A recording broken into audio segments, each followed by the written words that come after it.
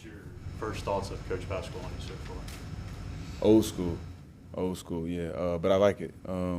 He really intense on the field. Seeing him off the field, you wouldn't think that, but he has a lot of energy on the field. So he's very old school and very intense. I'll say that. You talked a lot about this, using this as a teaching period, and Derek even said that he's really big on mechanics. Do you see kind of the same thing in terms of what you learned from him at this point?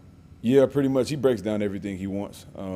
So much to the fact that if you get it wrong, you kind of just, you feel what I'm saying, he just gave you the study guide to the test and you just messed it up. But like he breaks it down like from footwork to placement, and he'll like literally walk you through the whole thing of how he wants it exactly done. And yeah, so he's very detail oriented. Is it much different from what you had learned the past few years? I mean, shoot, every year I had a new coach, so it's different. Every year I had a new position coach, so yeah, it is different. But it kind of go back and forth. Like some guys are bigger on scheme and the overall picture, but he's more detailed on what you have to do and exactly where your eyes should be. So yeah, it's different.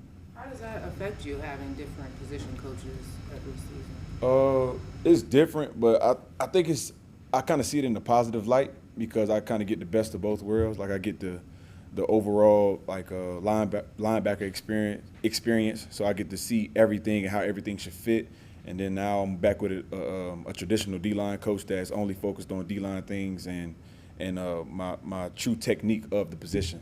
So I think it's kind of good that I get both of them. I just realized this is the first time we've spoken to you since the Pro Bowl and everything like that. Like, how was that experience for you?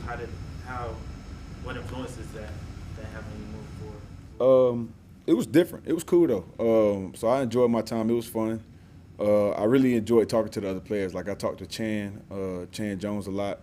I see my dog Max. Like it was really cool. It was a good experience. But I learned a lot from Chan throughout that little weekend or whatever that was. Like what's the thing you learned? We just talked about pass rush and like what he sees and the things he's been working on. And I got his number. He told me to reach out if I got any questions or anything like that. And pretty much just how to last as long as he did and have the success he had. So I kind of took those notes while I was there. Brian, with this saga, obviously, there's going to be a lot of attention on you again. In the offseason, when you looked at last year, getting a lot of those chips, getting a lot of that kind of primary attention, what kind of stood out to you in terms of how you can try to combat that? I think it's something that you kind of have to practice. I mean, it's kind of like throwing a monkey wrench in your plan. You know what I mean? If they put a chip outside of you, or they have a chip coming out the backfield, because you have a plan already in your head without him being there. You know what I mean? And once he's there, now it throws a little extra variable into the game. So that's something I have to practice, and I'll go through that. With this offseason, I'll look at film of guys that have battled that before, and kind of figure out my philosophy of how I handle that. Is it almost like as much mental as it is physical to try to then diagnose? Now that he's there, what do I have to do compared to what I was coming to the line to do? Yeah, it's definitely a lot of mental that goes into it, and it's also mental as the fact that he can be there as a bluff. So he can be there to slow you down, not necessarily chip you, but he slowed you down mentally because you think he's going to chip you. You know what I mean? So it's definitely a big mental part in that, and I can't really be focused on if he's going to chip me or not because, like I just said, it can be a bluff, and I just wasted a rush. So. Talking to guys like Chandler Jones and learning more about sort of the art of pass rushing, how much more sophisticated do you feel as a technician than your first couple of years when you're doing a lot of this on the field? I honestly think I'm not even there yet as far as that technician point of view. I feel like I'm very far from it. And like you said, a lot of things I do off ability is just because it's naturally God-given or whatever the case may be. But there's a lot of things I do work on as far as my technique, but I feel like it's so much more and so much further I can go along with having Chan in my back pocket now. So like being able to talk to him or being able to hit him up about certain things, I think that could take my game to another level from a technique standpoint. So you talked about the technique standpoint and the things that you're working on with Coach P right now. Have you noticed that, I don't know how much you remember all reps that you had in games and that sort of thing, but have you noticed any of the technique things that Coach P has brought in have been maybe an eye-opener for you? Like, oh, well, that makes a little bit more sense. Or, because you've been playing a lot of football and you've done a lot of things on the field. Is there anything that you kind of picked up new, or or has there been like, oh yeah, that makes a little more sense than what I've been doing? I'll say it's a fine line between it, because it's all the things you've heard before. It just depends on how much emphasis that coach puts on it. You know what I mean? So like flip your hips, you've heard that 1,000 times, but if you go through a drill that necessarily like that makes you flip your hips, or if he shows you clips of guys that's flipping their hips, like emphasizing it, then it may open your eyes to be like, okay, well, this really works. You know what I mean? But you've heard it 1,000 times before. It just depends how much emphasis that coach puts on it. You a little bigger? Huh? You a little bigger? Yeah, we're gonna hear that. You're gonna hear that every year. I don't know if I know y'all write the stories. Y'all done seen it. He's bigger this year. Oh, he's bigger that year. You feel what I'm saying? Is it even a thing for you? Do you care? Not necessarily do I care about getting bigger. I would say I do, but the main thing is to be stronger.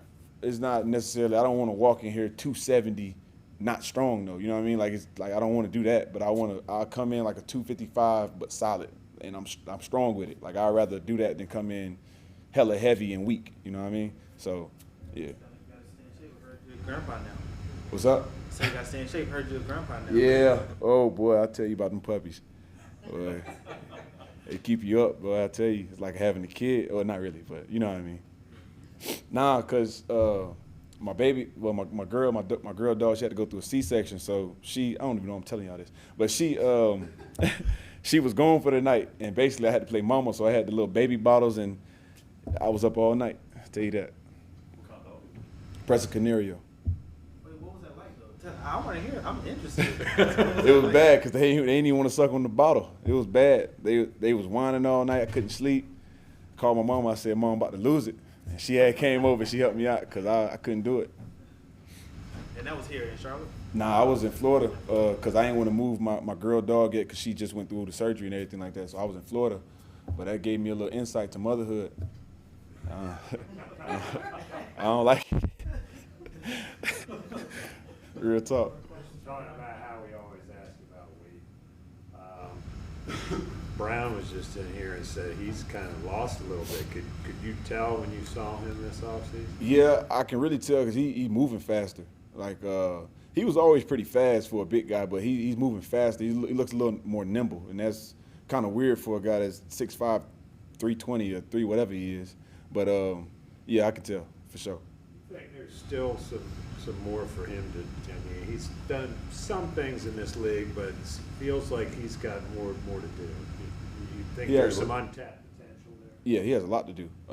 He has a lot he can do. He could be a serious force in this league for real, especially for us. I just feel like with a guy with that size and that strength, like y'all don't even know how strong Derek is for real. But Tell us. yeah, he said tell us. Yeah, I mean, Shit, ask Zach Wilson. I can't tell you nothing. Ask him. He said he got hit by a truck. I mean, shoot. But anyway, yeah, he has a lot of untapped potential that he can get into, and that comes from a technique standpoint, just a mindset and a IQ standpoint. But I really think he can get to it. Brian, talking about wanting to do more this year, is getting to double digits in sacks a big deal? Very, very big deal for me, and it's been pissing me off that I've been 9 for these past 2 years. But one thing about it, like at the end of the day, you can't control everything. So that's kind of how I take it with a grain of salt. But that's just something I've been pushing towards since I've been in the league, and it's not gonna stop now.